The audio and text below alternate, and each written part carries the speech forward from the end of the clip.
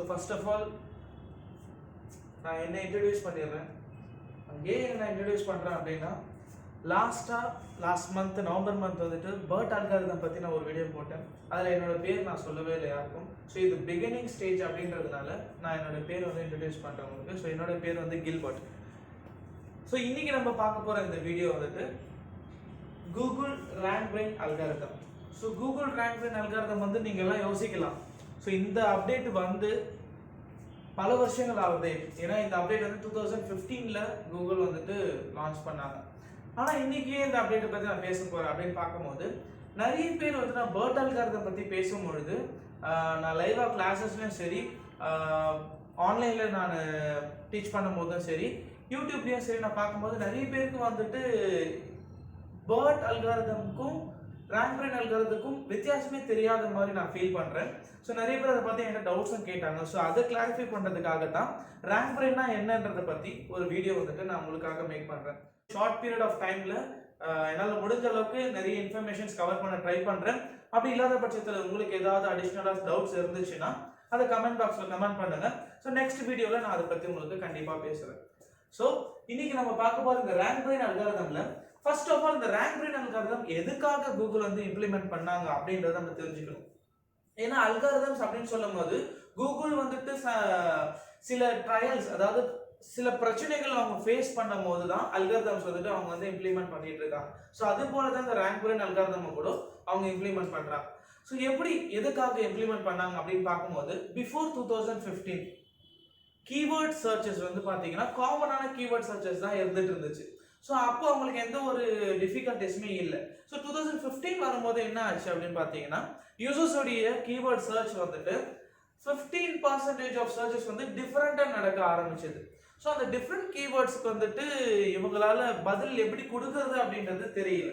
So அப்படி இருக்கும் போது என்ன பண்ணுறாங்க, கூகுள் இன்ஜினியர்ஸ் டீம் வந்துட்டு இந்த ஒரு ரேங்க் பிரெயின் அல்காரிதம் என்ற ஒரு கோடிங் வந்துட்டு அவங்க எழுதுறாங்க.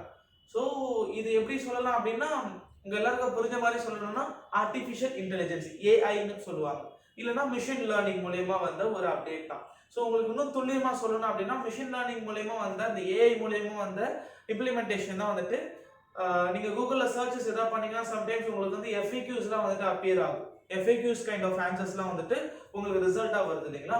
ஸோ அதெல்லாம் எப்படி வருதுன்னா with help of rank brain algorithm தான். ஓகேங்களா? ஸோ இப்படி இருக்கும்போது இதுக்கு என்ன மாதிரியான ரிசர்ச்லாம் பண்ணாங்க அப்படின்றத நம்ம பார்க்க போறோம். ஸோ கீவேர்ட்ஸ் அப்படின்னு சொல்லும் போது, கூகுள் இதுக்கு முன்னாடி இந்த ரேங்க் பிரெயின் அப்டேட்ஸ் வரதுக்கு முன்னாடி கீவேர்ட்ஸ்க்கு வந்து ரிசல்ட்ஸ் எப்படி கொடுத்துட்டு இருந்தாங்க அப்படின்னு பார்த்தீங்கன்னா, யாருன்னா ஒருத்தர் ஒரு கீவேர்ட் போடுறாங்க, ஃபார் எக்ஸாம்பிள் வந்துட்டு SEO tools, best SEO tools அப்படின்னு சொல்லிட்டு யாரா சர்ச் பண்றாங்கன்னு வச்சுக்கோங்க. ஒரு யூசர் வந்து பெஸ்ட் SEO டூல்ஸ் சர்ச் பண்றாரு. ஸோ அப்போ இந்த பெஸ்ட் SEO டூல்ஸ்ன்ற கீவேர்ட் வந்துட்டு எந்தெந்த ரிசல்ட் பேஜஸ்லாம் இருக்கு, பிகாஸ் அவங்க கிட்ட டேட்டா பேஸ்ல நிறைய ரிசல்ட் பேஜ் இருக்கும். ஸோ அதுல இருந்து அவங்க நமக்கு சில ரிசல்ட்ஸ் பிக் பண்ணி கொடுக்க போறாங்க. அது எப்படி கொடுத்துட்டு இருந்தாங்க அப்படின்னா, இந்த பெஸ்ட் SEO டூல்ஸ் அப்படின்றது 3 வேர்டையும் எந்த பேஜ்ல எங்கெல்லாம் இருக்குது, ஸோ எப்படி ஜம்பிளா இருந்தாலும் பரவாயில்ல, ஆனா இந்த கீவேர்ட் வந்து அந்த பேஜ்ல வந்துட்டு அப்பியர் ஆயிருந்துச்சு, அது வந்து எக்ஸிஸ்ட் ஆயிருந்துச்சு அப்படின்னா உடனே அந்த ரிசல்ட்டை வந்துட்டு யூசர்ஸ்க்கு எடுத்து கொடுத்துட்டு இருந்துச்சு Google before rank brain algorithm. ஆனா இந்த மாதிரி ரிசல்ட்ஸ் இல்லாம, இந்த மாதிரி கீவேர்ட் சர்ச்சஸ் இல்லாம ஒரு ஒரு மாற்றம் ஏற்படுற மாதிரியான கீவேர்ட் சர்ச்சஸ், அதாவது ஒரு யூனிக் கீவேர்ட்ஸ் வந்துட்டு நம்மளுடைய யூசர்ஸ் வந்து கொடுக்க ஆரம்பிச்சாங்க. ஸோ அப்படி சர்ச் பண்ண உடனே கூகுள் திணறி போயிட்டு கண்டுபிடிக்கப்பட்டது தான் ரேங்க் பிரெயின் அல்காரிதம். ஸோ அவங்க என்ன பண்ணாங்க, இந்த ரேங்க் பிரெயின் அல்காரிதம்க்கு அப்புறமா கூகுள் வந்துட்டு மொத்தமா எல்லா கீவேர்ட்ஸுமே, யூசர்ஸுடைய எல்லா குவரிஸுமே வந்துட்டு கீவேர்ட்ஸா பார்க்கல, மாற அவங்க வந்துட்டு அது கான்செப்ட்ஸா பார்த்தாங்க. ஸோ அதான் நம்ம இங்க பார்க்கலாம், கீவேர்ட்ஸ் வந்துட்டு கான்செப்ட்ஸா மாறுது. கான்செப்ட் அப்படின்னு சொல்லும் போது நம்ம ஒரு விஷயத்தை ஃபுல்லா உள்ள அடக்கிறது தான் கான்செப்ட். ஸோ ஒரு கதைக்கான கான்செப்ட் அப்படின்னு சொல்லுவோம் இல்லைங்களா, அந்த மாதிரி தான். ஸோ யூசர்ஸ் வந்துட்டு என்ன சர்ச் பண்ணாலும் அது ஒரு இன்டென்ஷன் பேஸ்டான கான்செப்டோட அவங்க வந்து சர்ச் பண்றாங்க. அந்த கீவேர்டுக்கு ஒரு இன்டென்ஷன் இருக்கு அப்படின்றத புரிஞ்சுக்கிட்டு அதுக்கு ஏற்ற மாதிரி ரிசல்ட் கொடுக்க ஆரம்பிச்சது தான் rank brain algorithm. So intention based அப்படின்னு சொல்லும் போது ஆல்மோஸ்ட் அது வந்து கான்செப்ட் தான். ஆல்மோஸ்ட் அது கான்செப்ட் தான். அந்த கான்செப்டை புரிஞ்சுக்கிட்டு அந்த கான்செப்டுக்கு, ஸோ அதனால இங்க போட்டிருக்க பாருங்க, results for the concept. Results for the concept அப்படின்னு சொல்லும்போது இன்னும் கிளியரான எக்ஸாம்பிள் நம்ம போயிடுவோம். ஃபார் எக்ஸாம்பிள் ஒரு யூசர் வந்துட்டு the same keyword best SEO tools இன் 2018 அப்படின்னு சர்ச் பண்றாரு வச்சுக்கோங்களேன். ஸோ இல்லைன்னா நம்ம ரேங்க் பிரெயினுடைய அந்த சீசனுக்கே போயிடுவோம். பெஸ்ட் SEO டூல்ஸ் இன் 2014 அப்படின்னு ஒருத்தர் சர்ச் பண்றாரு. இன்னொருத்தர் டாப் SEO டூல்ஸ் இன் 2018 அப்படின்னு சர்ச் பண்றாரு வச்சுக்கோங்க. ஸோ இதுல வந்து பாத்தீங்கன்னா இந்த கீவேர்டுக்கு பெஸ்ட் SEO டூல்ஸ் அப்படின்ற கீவேர்டுக்கு கூகுள் நான் முதல்ல சொன்ன மாதிரியே வந்துட்டு இந்த கீவேர்ட்ஸ் வந்துட்டு எந்தெந்த ரிசல்ட் பேஜ் எல்லாம் அப்பியர் ஆயிருக்கோ அந்தந்த எந்தெந்த ரிசல்ட் பேஜ் எல்லாம் எக்ஸிஸ்ட் ஆயிருக்கோ அந்தந்த ரிசல்ட் பேஜஸ் எல்லாத்தையும் இவங்க கொண்டு வந்து கூகுள் SERPsல அப்பியர் பண்றாங்க. அதாவது அவங்களுக்கு யூசருக்கு அந்த ரிசல்ட் கொடுக்குறாங்க.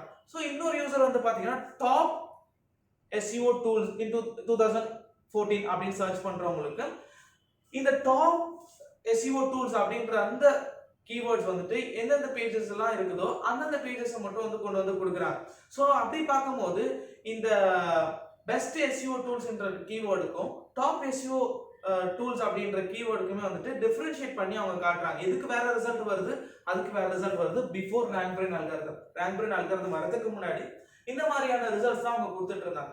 ஸோ ரேங்க் பிரெயின் அல்காரிதம் வந்ததுக்கு அப்புறம் என்ன ஆச்சுன்னா இந்த ரெண்டு கீவேர்டோட இன்டென்ஷன் பார்த்தாங்க. இந்த ரெண்டு கீவேர்டோட இன்டென்ஷன் பார்க்கும்போது ஒரே இன்டென்ஷனா தான் இருக்கு. ஸோ அந்த சர்ச் பண்றவருடைய இன்டென்ஷன் என்னவா இருக்குன்னா அவர் என்ன எதிர்பார்க்கிறாருன்னா ஒரு சிறந்த ஒரு எக்ஸலண்டான ஒரு டாப் ஒரு பெஸ்ட் SEO டூல்ஸ் அவருக்கு வேணும் அப்படின்றது தான் இன்டென்ஷன். ஸோ இது எல்லாமே வந்துட்டு ஒரே கான்செப்ட்ல வந்து அவருக்கு ஒரு தரமான SEO டூல்ஸ் 2014ல என்னென்னலாம் யூஸ் பண்ணிட்டு இருந்தாங்களோ அதனுடைய டீடைல்ஸ் வேணும் அப்படின்றது தான். ஸோ அதுக்காக அவர் என்ன பண்றாரு, அது கூகுள் புரிஞ்சுக்கிட்டு என்ன பண்றாங்க, இந்த ரெண்டு கீவேர்டுமே ஒரே இன்டென்ஷன் ஒரே கான்செப்ட் கூட தான் இருக்குது அப்படின்றத அவங்க இன்டென்ஷன் அவங்க அக்செப்ட் பண்ணிக்கும் போது தான் கீவேர்ட்ஸ் வந்து கான்செப்ட்ஸ் அப்படின்ற ஒரு அனௌன்ஸ்மெண்ட் அவங்க விடுறாங்க. கீவேர்ட்ஸை கான்செப்டை எடுத்துக்கும் போது அந்த கான்செப்டை பல விதங்களா நம்மளுடைய யூசர்ஸ் வந்து சர்ச் பண்றாங்க. பெஸ்ட்னு சர்ச் பண்றாங்க, டாப்னு சர்ச் பண்றாங்க. ஸோ ரெண்டுமே ஆல்மோஸ்ட் ஒன்று தான் அப்படின்றது தெரிஞ்சு ரேங்க் பிரெயின் அல்காரிதம்க்கு அப்புறமா கொடுக்கப்பட்ட ரிசல்ட்ஸ் எல்லாமே வந்து பாத்தீங்கன்னா யூனிக்கா ஒரே ரிசல்ட் தான் இருக்கு. நீங்க பெஸ்ட் SEO டூல்ஸ் சர்ச் பண்ணாலும் ஒரே ரிசல்ட் தான், டாப் SEO டூல்ஸ் சர்ச் பண்ணாலும் ஒரே ரிசல்ட் தான் கொடுக்குற மாதிரி ஆச்சு. So concept based intention based understand பண்ணிக்கும் போது அதுக்கு எக்ஸாக்டான ரிசல்ட்ஸ், அதாவது better understanding of the search queries அப்படின்னு வந்து சொல்றாங்க. ஸோ அப்படி சொல்லும் போது அந்த சர்ச் குவரிஸ் ரொம்ப உள்ளார்ந்த முறையில ஆழ்ந்த முறையில அதோடைய இன்டென்ஷனை யூசருடைய இன்டென்ஷனை கண்டுபிடிச்சு அவங்க அண்டர்ஸ்டாண்ட் பண்ணிட்டு கொடுக்கப்பட்டது தான் வந்துட்டு ரேங்க் பிரெயின் அல்காரிதத்தோட ரிசல்ட்ஸ். ஸோ அந்த ரிசல்ட்ஸ் பார்க்கும்போது results of concept. So result வந்து சாட்டிஸ்ஃபை ஆச்சா? ஸோ கூகுள் வந்துட்டு யூசர்ஸோட இன்டென்ஷனை புரிஞ்சுக்கிட்டாங்க, ஓகே. ஆனா ரிசல்ட் எல்லாமே அவங்க யூசர்ஸ் வந்து சாட்டிஸ்ஃபை பண்ணுமா அப்படின்றது ஒரு கொஸ்டின் மார்க் இல்லைங்களா? அந்த கொஸ்டின் மார்க்கை வந்து அவங்க எப்படி வந்து ஃபுல்ஃபில் பண்றாங்க, சாட்டிஸ்ஃபேக்ஷன் அப்படின்றத அவங்க எப்படி எடுத்துக்கிறாங்க அப்படின்னு பார்க்கும்போது யூசர் வந்துட்டு அந்த கிடைச்ச அந்த 10 ரிசல்ட் நம்ம பார்க்கலாம். SERPsல கூகுள் SERPsல 10 SEO ரிசல்ட்ஸ் வந்து நம்ம பார்க்கிறோம். அந்த 10 SEO ரிசல்ட்ஸ்ல யூசர்ஸ் வந்துட்டு 10மே ஓபன் பண்ணி பார்க்கலாம் ஒருவேளை. ஆனா அவங்க ஒரே ஒரு ரிசல்ட் பேஜ்ல மட்டும் தான் வந்துட்டு ரொம்ப நேரம் அவங்க டைம் ஸ்பெண்ட் பண்ண முடியும். ஸோ அது வச்சு மட்டும் தான் வந்துட்டு கூகுள் வந்துட்டு அந்த பேஜுக்கான ரேங்கிங் வந்துட்டு அவங்க இங்க பார்க்கணும் நம்ம up rank for the page. So no R S, அந்த நோ ஆர் எஸ் அப்படின்னு பார்க்கும்போது எப்படி அவங்க டிசைட் பண்றாங்கன்னா ஒரு பேஜுக்குள்ள, அதாவது ஃபர்ஸ்ட் பேஜுக்குள்ள ஃபர்ஸ்ட்ல அப்பியர் ஆயிருக்க அந்த ரிசல்ட் பேஜுக்குள்ள ஒரு யூசர் போறாருன்னு வச்சுப்போம். ஸோ அவர் போயிட்டு வித்தின் 1 or 2 மினிட்ஸ்ல அவர் வந்துட்டு போகோ ஸ்டிக்கிங் பண்ணிடுறாரு. அதாவது அவர் ரிட்டர்ன் வந்துடுறாரு, வெளியே வந்துடுறாரு அப்படின்னா அந்த பேஜுக்கு ஒரு டவுன்வோட், உங்களுக்கு புரியுற மாதிரி சொன்னா டவுன்வோட். ஸோ அப் ரேங்க் டவுன்வோட், அந்த மாதிரி டவுன்வோட் அண்ட் அப்வோட் மாதிரி நான் வந்து உங்களுக்கு சொல்றேன். So I think you can understand, உங்களுக்கு எல்லாருக்கும் புரியும் நினைக்கிறேன்ல. ஸோ அந்த ஃபர்ஸ்ட் ரிசல்ட்ல இருந்து வெளியே வந்துட்டு அவர் என்ன பண்றாரு, செகண்ட் ரிசல்ட்டை கண்டிப்பா சூஸ் பண்ணுவார். செகண்ட் ரிசல்ட் போய் பார்க்கும்போது ஈவன் அதுலயும் வந்துட்டு அவர் சாட்டிஸ்ஃபை ஆகல அப்படின்னா அவர் 1 or 2 மினிட்ஸ்ல அவர் வந்து போகோ ஸ்டிக்கிங் பண்ணிடுறாரு. இந்த மாதிரி வந்து தேர்ட் ஃபோர்த் ரிசல்ட் எல்லாமே வந்து பார்த்துட்டு சாட்டிஸ்ஃபை ஆகாத பட்சத்துல ஃபிஃப்த் ரிசல்ட்ல ஒருவேளை அவர் சாட்டிஸ்ஃபை ஆகுறாரு அப்படின்னா அதை எப்படி கூகுள் அண்டர்ஸ்டாண்ட் பண்ணிக்கிறாங்க பார்க்கும்போது அவர் எவ்வளவு டைம் ஸ்பெண்ட் பண்றாரு, அந்த பேஜ்ல எவ்வளவு நேரம் அவரு இருந்து அந்த கண்டென்ட்டை படிக்கிறாரு அப்படின்றத அவங்க தெரிஞ்சுக்கிட்டு அதை வச்சு அந்த பேஜுக்கான ரேங்கிங்கை இன்க்ரீஸ் பண்றாங்க. ஸோ அப்ப என்ன ஆகுது, இந்த ஃபர்ஸ்ட் அவங்க கிளிக் பண்ண, அதாவது யூசர் வந்துட்டு ஓபன் பண்ணி பார்த்த இந்த ஃபர்ஸ்ட் 4 பேஜஸ்மே வந்துட்டு அதோட ரேங்கிங் கம்மியாக கீழே வருது. ஸோ இதுல டைம் ஸ்பெண்ட் பண்ணி அவங்க பார்த்து மேபி கீவேர்ட் அப்படின்னு சொல்லும் போது கீவேர்ட் வந்து 3 பார்ட்டா பிரியுது. First informational and navigational and transactional, இது உங்க எல்லாருக்குமே தெரியும். ஸோ இதே பேஸ்ல தான் நம்மளோட கான்டென்ட்டும் இருக்கணும் அப்படின்றது தான் கூகுளோடைய அப்ரோச்சும் கூட நம்ம கிட்ட. ஸோ நம்ம எழுதுற கண்டென்ட்லாம் கூட வந்துட்டு இந்த பேஸ்ல தான் இருக்குது, informational and navigation and transaction. So அந்த பேஸ்ல உங்களுக்கு யூசருடைய பெர்ஃபார்மன்ஸ் இருந்துச்சு அப்படின்றத அவங்க பார்த்தாங்க அப்படின்னா தென் அந்த பேஜை மேபி அது உங்க பேஜா கூட இருக்கலாம், அந்த பேஜை அவங்க இன்க்ரீஸ் பண்ணிட்டு உங்களுக்கான ரிசல்ட்டை ஃபர்ஸ்ட் பேஜ்ல ஃபர்ஸ்ட் பொசிஷன்ல அவங்க உங்களுக்கு கொடுக்குறாங்க. ஸோ இப்படிதான் வந்துட்டு search Google rank brain algorithm வந்துட்டு அவங்களுடைய யூசருடைய சாட்டிஸ்ஃபேக்ஷன், யூசருடைய இன்டென்ஷனை புரிஞ்சுக்கிட்டு அவங்களுடைய சாட்டிஸ்ஃபேக்ஷனுக்கு ஏற்ற மாதிரியான ரிசல்ட்ஸை அவங்க கொடுக்க ஆரம்பிச்சாங்க. ஸோ அதுக்கப்புறமா நம்மளுடைய SEO ரேங்க்ஸ் எல்லாமே வந்துட்டு 2015க்கு அப்புறமா, அதாவது ரேங்க் பிரைனோட அப்டேட்க்கு அப்புறமா நிறைய சேஞ்சஸ் நடக்க ஆரம்பிச்சது. ஆனா என்ன பொறுத்த வரைக்கும் பார்த்தா இந்த ரேங்க் பிரைன் அல்காரிதம் உண்மையிலேயே ரொம்பவே நல்லா இருக்குது. ஏன்னா கஸ்டமருடைய சாட்டிஸ்ஃபேக்ஷன் தெரிஞ்சுக்கிட்டு கஸ்டமருடைய இன்டென்ஷன் தெரிஞ்சுக்கிட்டு, அப்படின்னா கஸ்டமருடைய இன்டென்ஷன் தெரிஞ்சுக்கணும்னா ஒவ்வொரு பிசினஸ் பீப்புள் ஒவ்வொரு வெப் மாஸ்டருமே வந்துட்டு கஸ்டமருடைய சைக்காலஜி புரிஞ்சுக்கிட்டா மட்டும்தான் கஸ்டமருடைய சாட்டிஸ்ஃபேக்ஷனுக்கு ஒரு காரணமான ஒரு ரிசல்ட்டை கொடுக்க முடியும், இல்லைன்னா கொடுக்க முடியாது. ஸோ வெப் மாஸ்டர்ஸ் எல்லாருமே, பிசினஸ் ஓனர்ஸ் எல்லாருமே வந்துட்டு ரொம்ப ஹார்ட் ஒர்க் பண்ண வச்சது ரேங்க் பிரைன் அல்காரிதம்னே சொல்லலாம். ஓகேங்களா? ஸோ இந்த ரேங்க் பிரைன் அல்காரிதத்துக்கு நாம எப்படி நம்மளோட வெப்சைட்ஸ் ஆப்டிமைஸ் பண்ணணும் அப்படின்றது உங்களுக்கு ஒரு கேள்வியா இருக்கலாம். எப்படி ஆப்டிமைஸ் பண்ணணும் அப்படின்னு சொல்லும் போது ஆல்ரெடி சொல்லியாச்சு, கீவேர்ட்ஸ் தான் வந்துட்டு இங்க மெயின் இம்பார்ட்டன்ஸ் கொடுக்குறாங்க. கீவேர்ட்ஸ்க்கு அவங்க 2015க்கு முன்னாடி பார்த்த பார்வையே வேற, இப்போ 2015 அதாவது ரேங்க் பிரைனுக்கு அப்புறமா அவங்க வந்து கீவேர்ட்ஸை ஆப்டிமைஸ் பண்ற லெவலே வேற. ஸோ நம்மளும் அதே மாதிரி நம்மளுடைய கீவேர்ட்ஸ், நம்மளுடைய யூசர்ஸ் உடைய கான்செப்ட்ஸ், இன்டென்ஷன் பேஸ்டு குவரிஸை வந்துட்டு ஆப்டிமைஸ் பண்ணணும். எப்படி ஆப்டிமைஸ் பண்ணணும் அப்படின்னு பார்க்கும்போது உங்களுக்கு தெரியும் short tail and long tail keywords வந்துட்டு ஆப்டிமைஸ் பண்றது எப்படின்னு தெரியும். ஆனா லாங் டெயில் கீவேர்ட்ஸ் நம்ம எப்பவுமே அதிக கான்சென்ட்ரேஷன் கொடுப்போம், ஏன்னா அதுக்கு வந்துட்டு சீக்கிரமா ரிசல்ட்ஸ் வந்துட்டு நம்மளுக்கு கிடைக்கும் அப்படின்னு சொல்லிட்டு. ஆனா இங்க பாத்தீங்கன்னா லாங் டெயில் கீவேர்ட்ஸ் வந்து நமக்கு அந்த அளவுக்கு ஒர்க் அவுட் ஆகிறது கிடையாது. மீடியம் டெயில் கீவேர்ட்ஸ் தான் வந்துட்டு நமக்கு ஒர்க் அவுட் ஆகுது. மீடியம் டெயில் கீவேர்ட்ஸ்னா என்ன மாதிரியான கீவேர்ட்ஸ் மீடியம் டெயில் கீவேர்ட்ஸ் அப்படின்னு பார்க்கும்போது நான் முதல்ல சொன்ன மாதிரி வச்சுக்கலாம்லே, SEO softwares, SEO tools. So இந்த மாதிரியான கீவேர்ட்ஸ்லாம் பார்த்தீங்கன்னா இது சென்டர் பேஸ் இல்லைங்களா. SEO டூல்ஸ், SEO சாஃப்ட்வேர் அப்படின்னு சொல்லும் போது இந்த மீடியம் டெயில் கீவேர்டோட நிறைய வேர்ட்ஸ் வந்து கனெக்ட் ஆகுது. SEO software for real estate websites அப்படின்னு சில கனெக்டிவிட்டி வரும். SEO softwares in 2019, SEO tools in 2019, SEO tools for educational websites அப்படின்ற மாதிரியான கீவேர்ட்ஸ் நிறைய வித்தியாசமான கீவேர்ட்ஸ் வந்துட்டு கனெக்ட் பண்ணி பீப்புள் சர்ச் பண்றது இருக்கு இல்லைங்களா. ஸோ அப்படி பார்க்கும்போது இந்த மீடியம் டெயில் கீவேர்டுக்கு அதிக சர்ச் வால்யூமும் இருக்கு, நிறைய ஏரியாஸை கவர் பண்ற ஒரு பொட்டன்ஷியலும் அதுக்கு இருக்கிறது வந்துட்டு நம்ம வந்து இங்க பார்க்குறோம். ஸோ ரேங்க் பிரைன் அதான் பார்க்குறாங்க, இந்த மாதிரியான கீவேர்ட்ஸை நீங்க எந்த அளவுக்கு ஆப்டிமைஸ் பண்ணியிருக்கிறீங்க அப்படின்னு சொல்லிட்டு. ஸோ இந்த மீடியம் டெயில் கீவேர்ட்ஸை நீங்க உங்க வெப்சைட்டுக்கு ஆப்டிமைஸ் பண்ணி நீங்க உங்க வெப்சைட்டுக்கு லான்ச் பண்ணீங்க அப்படின்னா உங்களுடைய பர்ஃபார்மன்ஸ் வந்துட்டு உங்களுடைய வெப்சைட்டோடைய ரேங்கிங் லெவல்ஸ் வந்துட்டு இன்க்ரீஸ் ஆகலாம். தென் அதுக்கப்புறமா வந்து பார்க்கும்போது CTR.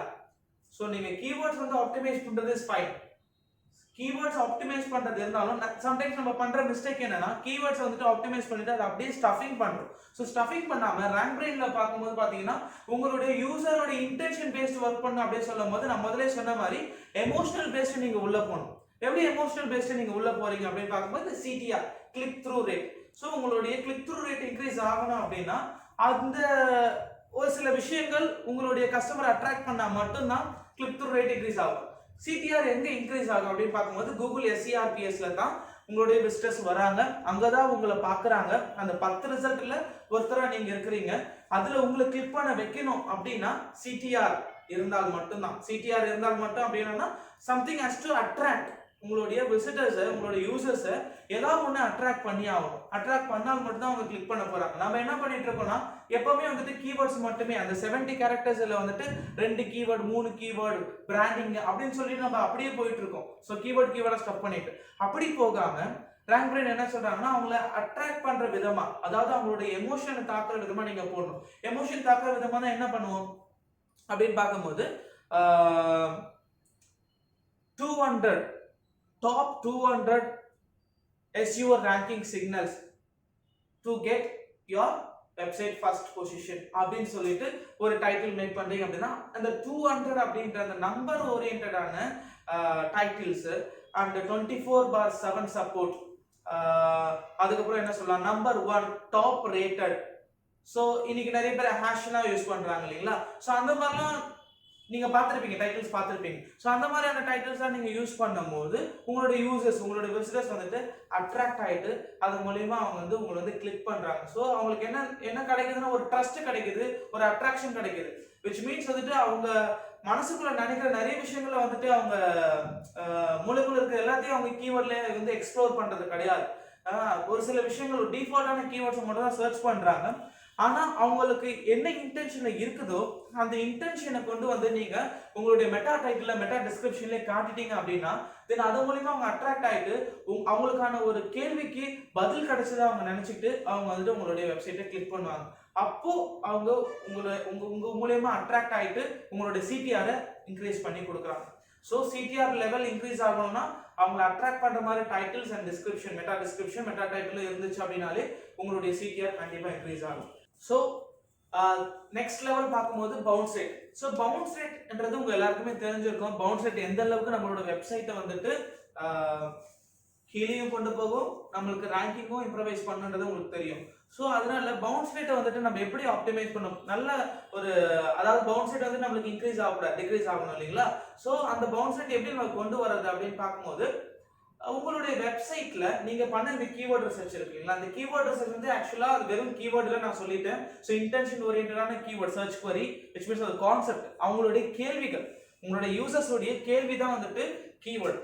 ஸோ அந்த கீவேர்டுக்கு, அந்த கேள்விக்கு நீங்க பதில் கொடுப்பீங்கன்ற ஒரு நம்பிக்கையோட தான் அவங்க வந்துட்டு இருக்காங்க. ஸோ அந்த பதில் வந்துட்டு உங்களுடைய வெப்சைட்ல, விச் மீன்ஸ் பிளாக்லயா இருக்கலாம், இல்லைன்னா உங்களோட சர்வீஸ் பேஜ்லயா இருக்கலாம், எனிதிங் எதுல வேணா இருக்கலாம். ஸோ நீங்க வந்துட்டு அவங்களுடைய ஆன்சர் வந்து கொடுத்துருந்தீங்க அப்படின்னா கண்டிப்பா உங்க பேஜ்ல வந்து அவங்க ரொம்ப நேரம் ஸ்பெண்ட் பண்ணி படிச்சுட்டு தான் போவாங்க. ஸோ டைம் ஸ்பெண்டிங் வந்துட்டு உங்களுக்கு நல்லாவே கிடைச்சால் மட்டும்தான் உங்களோட பவுன்ஸ் ரேட் வந்துட்டு டிக்ரீஸ் ஆகும். இல்ல அவங்க இமீடியட்டா 1 or 2 மினிட்ஸ்ல வெளியே போறாங்க அப்படின்னா அப்ப அவங்களுக்கு ஏத்த ஆன்சர் வந்துட்டு உங்களோட வெப்சைட்ல இல்லைன்னு அர்த்தம். அதனால உங்களுடைய பவுன்ஸ் ரேட் கண்டிப்பா இன்க்ரீஸ் தான் ஆகும். ஸோ உங்களோட பவுன்ஸ் ரேட்டை நீங்க நல்லா வச்சுக்கணும் அப்படின்னா உங்களுடைய கண்டென்ட் வந்துட்டு ரொம்ப ஷார்ட்டா எழுதாம, ரொம்பவும் அதிகமா எழுதாம, மீடியம் வேர்ட் கவுண்ட்ல வந்துட்டு நீங்க உங்க யூசருக்கு அவங்களை அட்ராக்ட் பண்ற விதமா, விச் மீன்ஸ் அவங்களோட பேசுற விதமா அந்த பிளாகோ இல்லைன்னா அந்த சர்வீஸ் பேஜ் இருந்துச்சு அப்படின்னா கண்டிப்பா ஸ்பெண்ட் பண்ணி யூசர்ஸ் வந்து டைம் ஸ்பெண்ட் பண்ணி உங்களுடைய பேஜ்குள்ள இருந்து படிச்சுட்டு அதனால பெனிஃபிட் ஆகிட்டு தான் போவாங்க. ஸோ அப்படி ஆகும்போது பார்த்தீங்கன்னா உங்களோட பவுன்ஸ் ரேட் வந்து டிக்ரீஸ் ஆகும், உங்களுக்கான ரேங்கிங்கும் வந்துட்டு இன்க்ரீஸ் ஆகும். ஸோ இதுதான் பவுன்ஸ் ரேட்டுக்கான ஒரு இன்ஃபர்மேஷன் இல்லைங்களா? ஸோ இந்த 3 விஷயங்கள், medium tail keywords optimisation and CTR, perfect CTR and bounce rate, இது சரியா இருந்தால் மட்டுமே உங்களுடைய இந்த ரேங்க் பிரெயின் அல்காரிதம் வந்து ஃபுல்ஃபில் ஆயிடுச்சு அப்படின்றது நிர்ணயிக்கப்படுது கூகுளால. ஸோ இது வந்துட்டு நான் எதுக்காக சொல்றேன் அப்படின்னா இந்த நான் முதல்ல ஆரம்பத்திலே சொல்ற மாதிரி BERT அல்காரிதமும் ரேங்க் பிரெயின் அல்காரிதத்துக்கும் சில டிஃபரன்சியேஷன்ஸ் இருக்கு.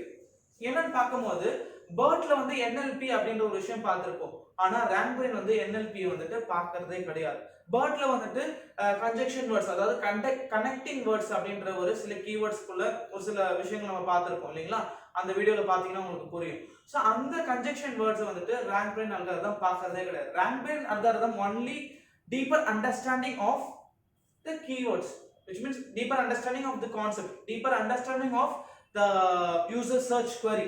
ஸோ அதை மட்டும் தான் அவங்க புரிஞ்சுக்கிட்டு அவங்க ரிசல்ட்ஸ் கொடுக்குறாங்க. ஆனா BERT வந்து பார்க்கும்போது பாத்தீங்கன்னா சூப்பர் ஸ்பெசிபிக் கண்டென்ட், அதாவது ஹியூமன் பேஸ்டு கண்டென்ட் வந்துட்டு நேச்சுரல் லாங்குவேஜ் பேஸ்டு கண்டென்ட் வந்துட்டு கொடுக்கணுன்றது தான் BERT உடைய இன்டென்ஷன். ஸோ ரேங்க் பிரெயினுக்கும் BERTக்கும் நிறைய வித்தியாசங்கள் இருக்குன்றத சொல்றதுக்காக தான் வந்துட்டு ரேங்க் பிரெயினை வந்துட்டு நான் இவ்வளோ என்னால் முடிஞ்ச அளவுக்கு டீட்டெயிலாக நான் எக்ஸ்பிளைன் பண்ணியிருக்கேன். ஸோ இதில் தான் டவுட்ஸ் இருக்கு, ஏதாவது உங்களுக்கு தெரிய வேண்டியது இருக்கு எக்ஸ்ட்ரா அப்படின்னா நீங்க கமெண்ட் பாக்ஸில் கமெண்ட் பண்ணுங்க. நான் நெக்ஸ்ட் வீடியோவில் உங்களுக்கு அதை பற்றி நான் பேசுகிறேன். அண்ட் இன்னொரு அனௌன்ஸ்மெண்ட் வந்து பார்த்தீங்கன்னா 2020 வரப்போகுது இல்லைங்களா, நியூ இயர் வரப்போகுது. இந்த நியூ இயர்ல எவ்ரி இயர் வந்து கூகுள் வந்துட்டு கூகுளோட ட்ரெண்ட்ஸ்ல வந்துட்டு இருக்கும்ல, என்னென்ன விஷயங்கள் வந்துட்டு கூகுள் செய்ய போறாங்க அப்படின்னு. அப்படி பார்க்கும்போது இந்த 2020ல முக்கியமா நிறைய அப்டேட்ஸ் இருக்கு. அதுல ஒண்ணு வந்து பாத்தீங்கன்னா இத பத்தி, அதாவது rank brain and BERT algorithm பத்தி பேசியிருக்காங்க. என்னன்னு பாத்தீங்கன்னா 2020ல நம்மளோட வெப்சைட் அவங்க ஆப்டிமைஸ் பண்ண போறதே one and only rank brain and BERT algorithm உடைய ஆப்டிமைசேஷன் பொறுத்து தான் அப்படின்னு வந்து சொல்லியிருக்காங்க. ஸோ நாம வந்து நம்மளோட வெப்சைட்ஸை ரேங்க் பிரெயின் அண்ட் BERT அல்காரிதம்க்கு ஏற்ற மாதிரி ஆப்டிமைஸ் பண்ணி வச்சோம் அப்படின்னா நம்ம வந்து நல்ல ஒரு ரிசல்ட்ஸ் ஃபியூச்சர்ல, அதாவது 2020ல எடுக்க முடியும் அப்படின்றத உங்களுக்கு நான் இன்ஃபார்ம் பண்றேன். ஸோ வீடியோ பார்த்ததுக்காக thank you you all. So next video எப்போ வரும் அப்படின்றத நான் உங்களுக்கு அனௌன்ஸ் பண்றேன். Just watch. தேங்க்யூ. இந்த கடைசி பேசினது